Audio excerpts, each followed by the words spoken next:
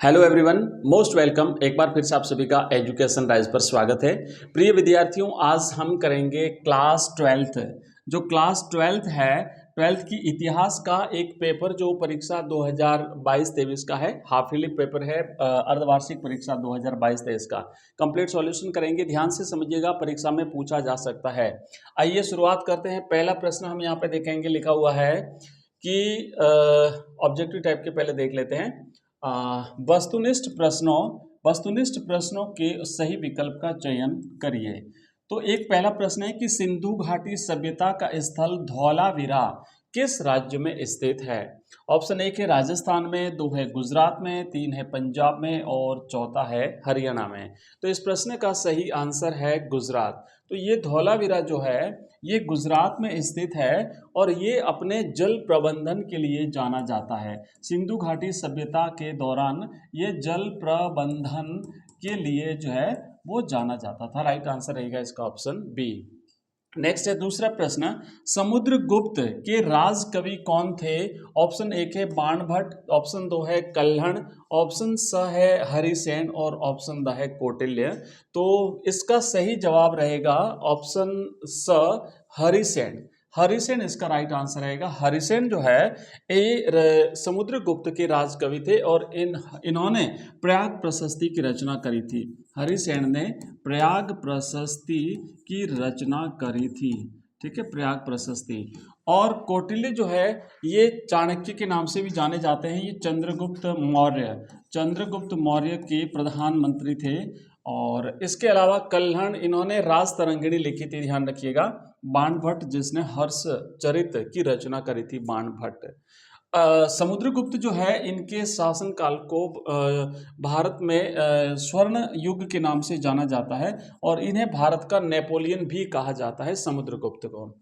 Next है तीसरा प्रश्न, देवनाम प्रिय उपाधि किस सम्राट ने धारण करी थी।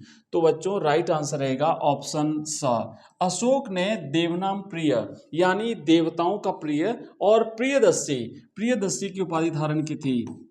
दिखने में सुंदर, प्रियदर्शी है ना, प्रियदर्शी। तो इसका आंसर राइट रहेगा ऑप्शन स, अशोक। अगला प्रश्न है, वर्तमान महाभारत में श्लोक हैं। तो अभी फिलहाल जो है महाभारत में 1,00,000 श्लोकों की संख्या है। ऑप्शन ब इसका सही उत्तर है।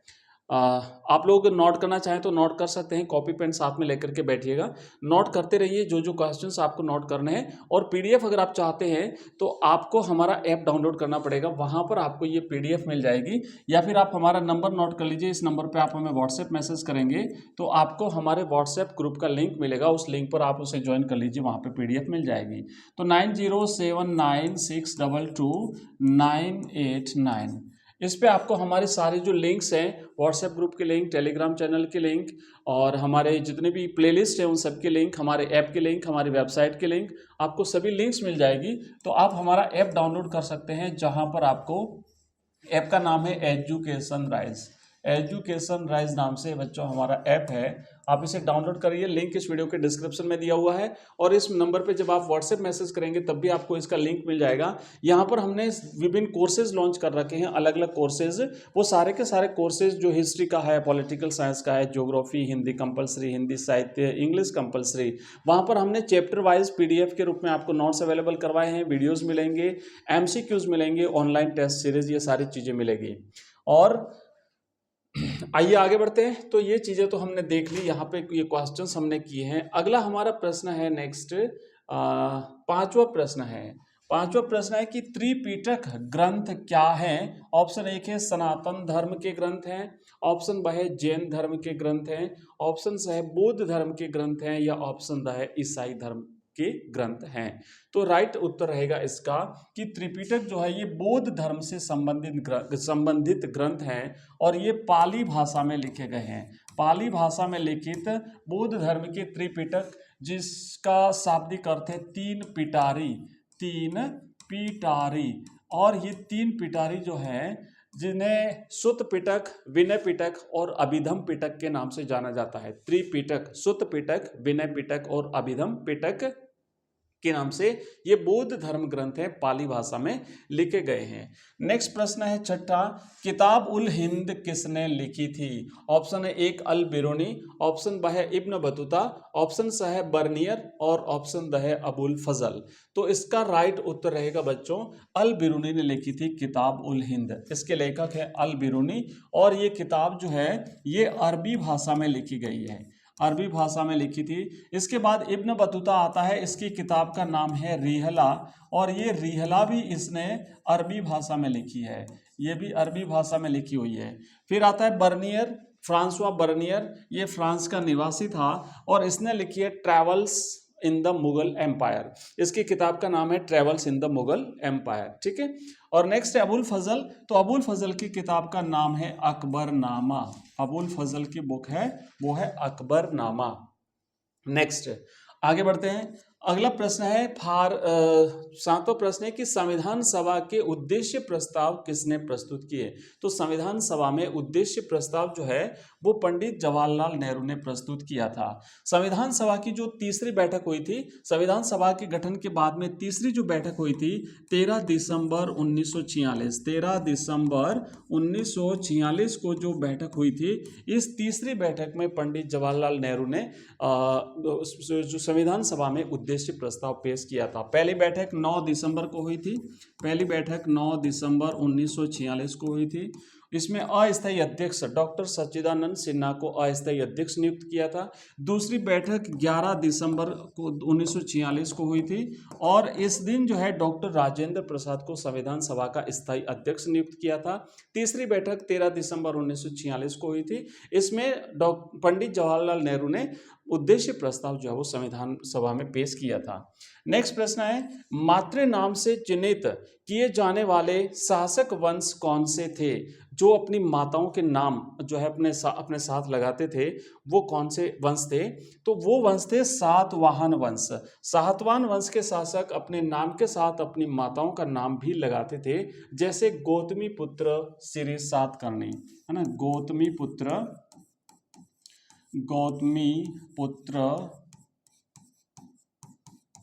श्री सातकर्णी।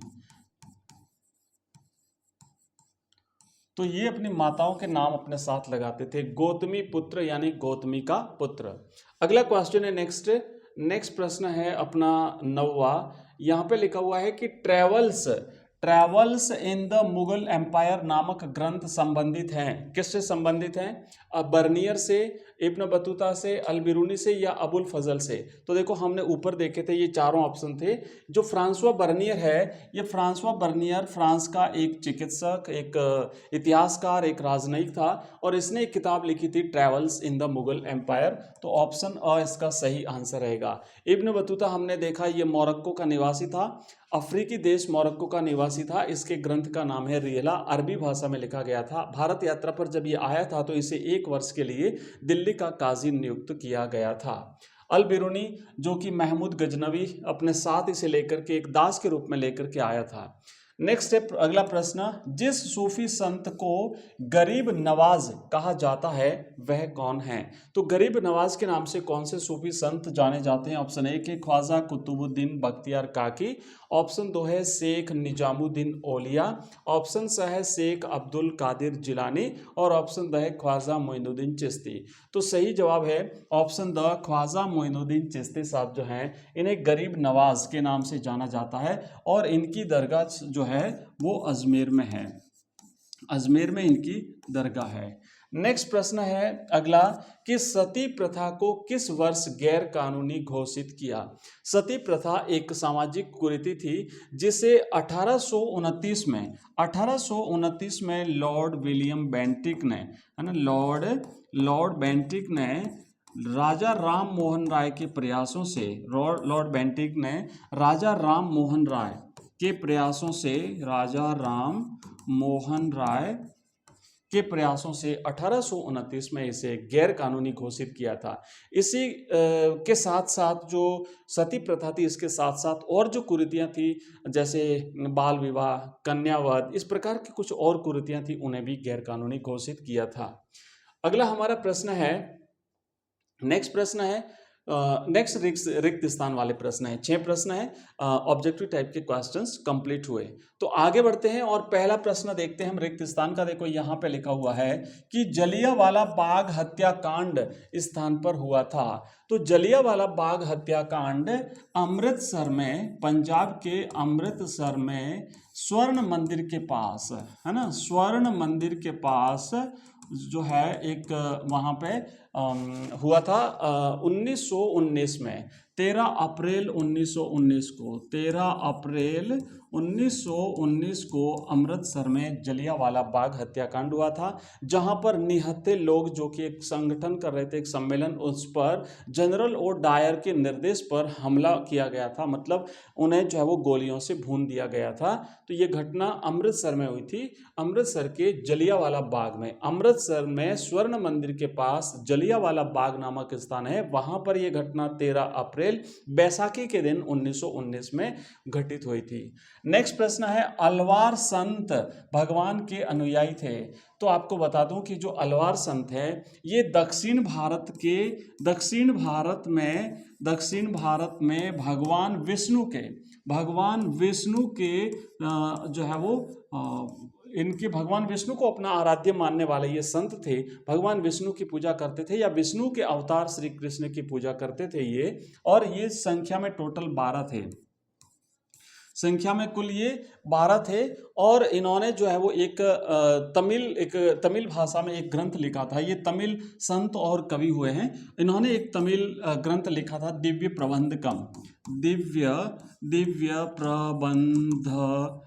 प्रबंधकम। इन्हें पंचम वेद के नाम से भी जाना जाता है, पंचम वेद के नाम से जाना जाता है। इन्होंने दक्षिण भारत में जो है भक्ति परंपरा की शुरुआत करी थी। इन्हीं के समकालीन एक नयनार संत थे, नयनार संत जो कि भगवान शिव, नयनार संत थे, नयनार। तो ये भगवान शिव को अपना आराध्य मानते थे, और अलवार संत भगवान विष्णु को अपना आराध्य मानते थे। नेक्स्ट प्रश्न है, विजयनगर के राजा कृष्णदेव राय वंश से संबंधित थे। तो देखो, विजयनगर में 4 राजवंशों ने शासन किया था। सबसे पहला था संगम वंश, पहला जो था वो था संगम वंश, उसके बाद फिर था सालू वंश, उसके बाद तीसरा था तुलु वंश, और चौथा था तिलु वंश, और चौथा था अरादीवु वंश। तो ये जो कृष्णदेव राय थे, ये तीसरा जो वंश था तुलु वंश, है ना, तुलु वंश के महत्वपूर्ण प्रतापी शासक हुए हैं कृष्णदेव राय। ये जो तुलु वंश था, इस तुलु वंश ने 1505 से लेकर के 1570 ईस्वी के मध्य जो है वो विजयनगर पर शासन किया था। नेक्स्ट प्रश्न है, अकबरनामा के लेखक कौन है? तो अबुल फजल, अकबरनामा के लेखक हैं भाई अबुल फजल ने लिखा है अकबरनामा। वैसे ये अकबरनामा इसकी जो 3 भागों में लिखा गया है ना, 3 भाग हैं इसके। तीसरा जो इसका भाग है वो आईने अकबरी के नाम से जाना जाता है। नेक्स्ट क्वेश्चन है 5वां, बंगाल के बड़े या जो धनी किसान थे, उन धनी किसानों को या बड़े किसानों को किस नाम से जाना जाता है? तो उन्हें जोतदार के नाम से जाना जाता है। नेक्स्ट प्रश्न है, 1857 के विद्रोह के समय दिल्ली के मुगल बादशाह कौन थे? तो दिल्ली के मुगल बादशाह थे बहादुर शाह जफर। ये थे दिल्ली के मुगल बादशाह बहादुर शाह जफर। तो बच्चों, ये हमने की है रिक्त स्थान वाले प्रश्न। आप चाहो तो इसका स्क्रीनशॉट ले सकते हो, आप चाहो तो इसका नोट कर सकते हो अपनी कॉपी में, इसे उतार सकते हो, और आप चाहो तो मैं इसकी पीडीएफ आपको शेयर कर दूंगा, और पीडीएफ मैंने व्हाट्सएप ग्रुप में शेयर करूंगा। मैंने नंबर आपको नोट करा लिए हैं। आगे बढ़ते हैं और अगले जो क्वेश्चंस हैं, या फिर एक काम करते हैं कि बाकी जो क्वेश्चंस हैं वो अपन नेक्स्ट वीडियो में करेंगे। मैं आपको कंप्लीट, अगर आप चाहो तो पेपर देखना चाहो तो मैं दिखा देता हूं।